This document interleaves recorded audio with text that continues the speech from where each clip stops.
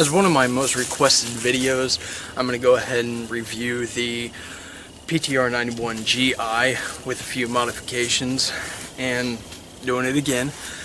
I haven't put that many rounds through lately. I've been concentrated, of course, on other guns, pistols, and a couple of other rifles, and I lately have been spending more time with this rifle and working with it and etc. So basically what I found in the meantime of my last review is that this rifle gets a lot of unnecessary criticism at times, and I think that they're not really placed in reality or in the kind of experience that you need in order to properly judge a platform.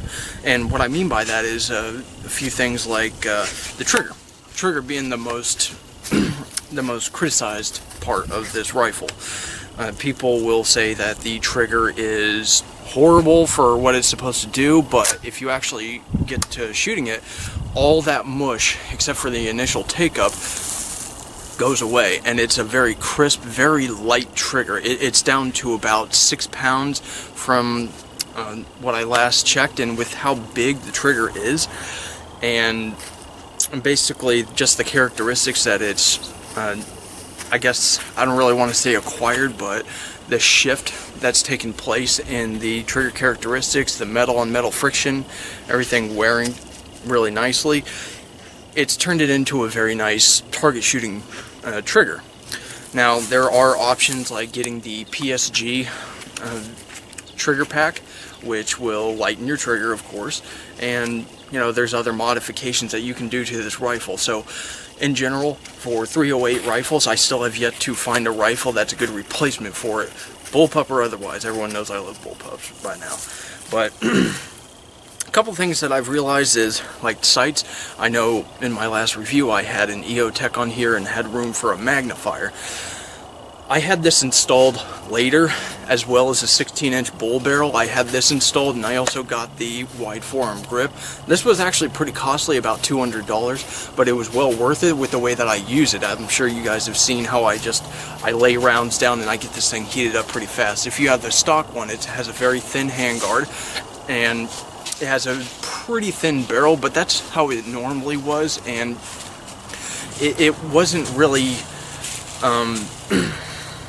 it wasn't really designed to be heated up as much. It was designed for quick bursts of 308. It was an assault rifle. It was a battle rifle, like an assault rifle or whatever. So when you got into the trenches or got really close and you needed to do, you know, suppressing fire or just lay down some full auto fire, accurate full auto fire for suppression, it was there for that.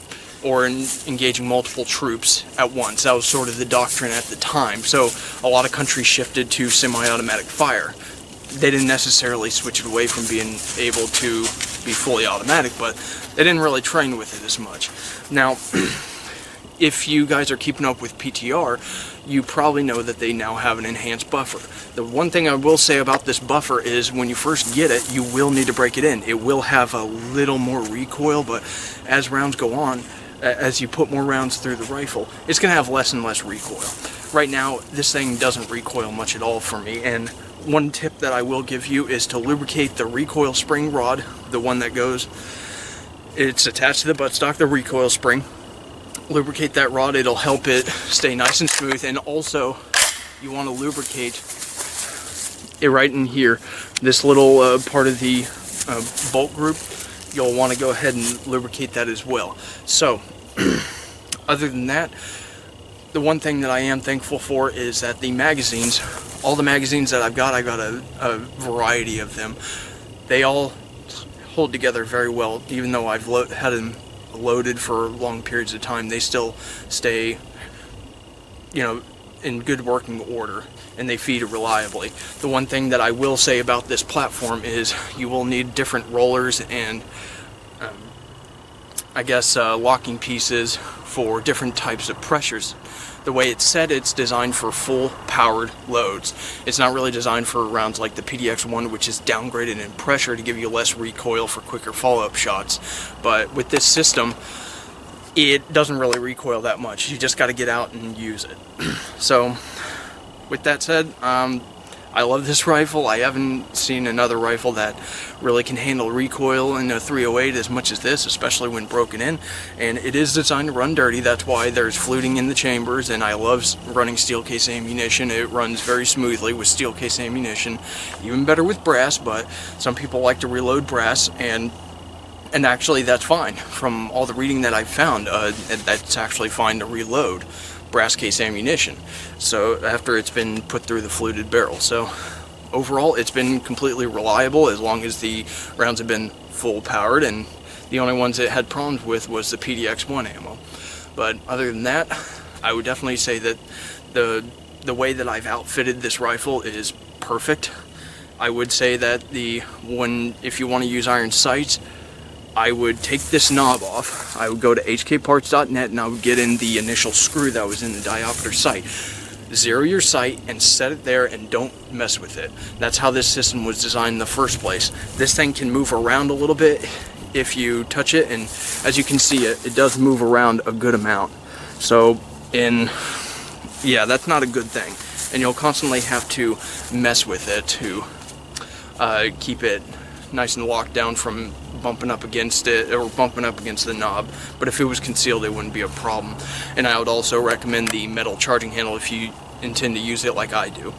So other than that, the parts are relatively inexpensive for like the furniture and stuff, except for the wide form grip. They're just a little harder to find, I guess. But overall, you're not going to find a rifle that has as inexpensive of magazines, and it doesn't really take much to get started with this rifle. For 308s, I don't think that you can do any better to this point. I would love to see other rifles that are coming out new take this rifle's magazines. It's a great investment. I recommend going with PTR. I wouldn't recommend going with the Century Arms, and a lot of people have asked me why. That's because Century Arms is not, really a company that puts these together professionally. PTR is, and it doesn't cost much more to get a rifle that will have a good warranty. They will take care of you if there's any problems.